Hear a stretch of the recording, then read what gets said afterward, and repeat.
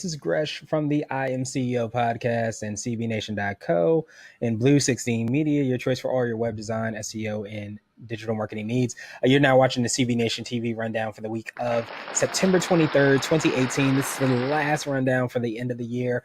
And if you haven't checked out these rundowns, it's just a quick kind of snapshot into some of the things that I think you should check out across our community.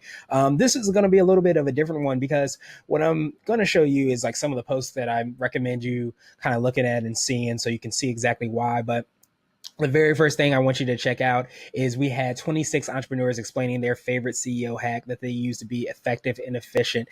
And the reason why that's so important because I'm crazy about CEO hacks and all the different efficiency hacks that you can have to be an entrepreneur and business owner. But I want you to focus on three different ones. We had Shawali of Conure.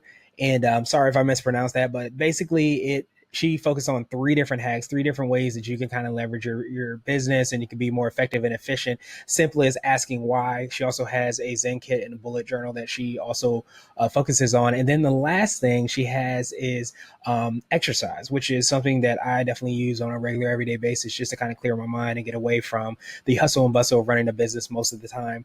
You need to be able to do that. And again, this post has a tremendous amount of hacks. Like I mentioned, there's 26 hacks that are within this, but wanted to focus on one more, number 5, which was by Kaval Baxi of Kadal, and he basically focused on the book The Lean Startup. And I actually remember this book because this is one of the first books that I received. I received an advanced copy of this book so that we can actually feature that book on our CEO Blog Nation sites. And I'm not even sure if we had the CEO Blog Nation concept up at that point. It might have just been the Herepreneur site, but it's one of my favorite books.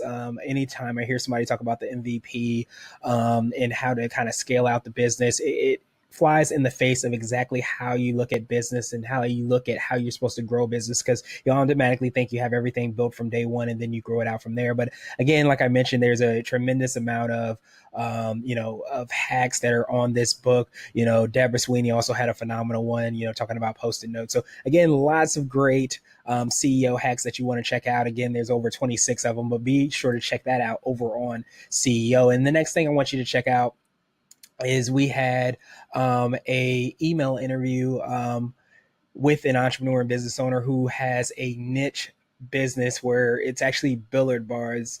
And the reason that, Danny Kaye, gave us the opportunity to kind of speak with him and learn a little bit more about what his business. But as you always have heard, the riches are in the niches. And I really love the opportunity, of course, to hear about all entrepreneurs and business owners. But really, it's always fascinating to me when you have somebody that has a very specific kind of idea for a business and they're able to niche down and be able to grow and explode that business. And so much so, he even has a book that we're going to feature on our entrepreneur bookshelf as well, too. So be sure to check that out over on Herepreneur. And then if that wasn't niche enough, we had another entrepreneur and business owner that actually talked about his soap business. And this is, I want to say Jimmy G just because it's football season, but Jimmy Gold actually, talked about how he moved from kind of like the financial industry into this business that he has. And I thought one of the big things that really resonated with me more than anything else, which usually always does when we hear these stories about why people start businesses, is that he had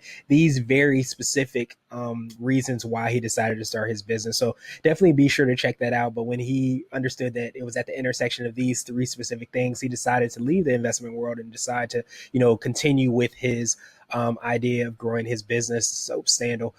So I thought that was a phenomenal idea. I think he's doing, some awesome works. He has patents on everything that he's doing on a lot of the products, aspects of the products that he has in place. So again, that's something to try to keep in mind. That's the third thing that you want to try to check out. And then over on Rescue a CEO, be sure to check out this post as well too. This is actually from Calvin Tran of Hype Media, and he basically spoke about if you're not measuring it, he gave us a guest post, he wrote a guest post, and if you're not measuring it, then why be social? And I thought that resonated so well because I usually always say one of the big benefits of using all these digital tools is that you really get to leverage the analytics at the very least. at the very least have them in place. But you definitely want to be able to understand exactly what's happening, what you're able to do. And I always say that's, I think, one of the biggest differentiators between old school marketing, so to speak, which is like, print advertising and things like that, to this new school marketing where you're able to see analytics, you're able to see the number of people that are engaging with your social media posts, and you're able to see the number of click throughs that you have for an ad that maybe you're doing. But as he said very profoundly, so it would seem many business owners are investing in social media because everyone is doing it. However, without a clear, discernible strategy for measuring success, they would be better off not being social at all. And that's a really awesome post. And that's just one little golden nugget that, came from this post. But there's a lot of other content that's definitely here. So you want to be sure to definitely, check that out. And then we had the opportunity to merge our podcast together. As you probably already know, if you haven't known, we've had one podcast called the CEO Chat podcast for probably about 2 or 3 years. And then we had an offshoot of that called the I Am CEO podcast that might potentially ramp up into being a daily podcast, but laser focused 10 to 15 minute podcast. But it's kind of like an offshoot of CEO Blog Nation, CB Nation as a whole, but definitely of CEO Chat specifically. So this opportunity to merge these two podcasts together was, kind of weighing on my mind on whether or not I should do it. And I decided to actually do it. So we merged the two feeds together into one. So now, rather than listening to only the I Am CEO podcast or only the CEO Chat podcast, you can listen to both at the same time. And they'll be obviously a lot different in the sense that you'll have a different introduction.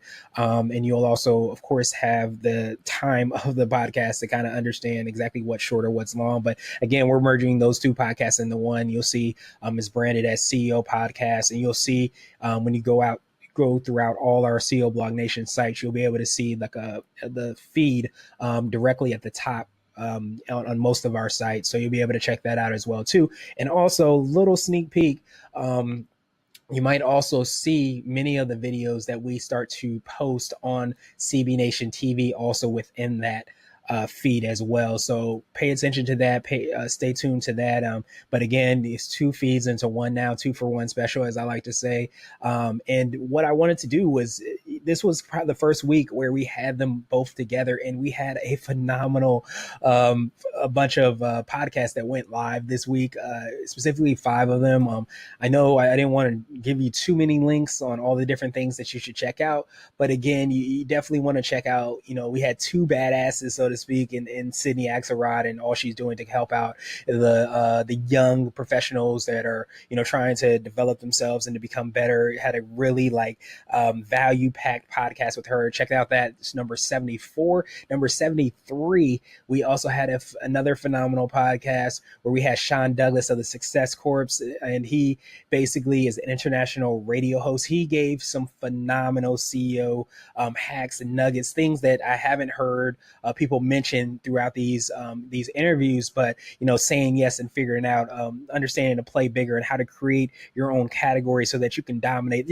It was such an action-packed interview that I would be disappointing you if I didn't mention that as well.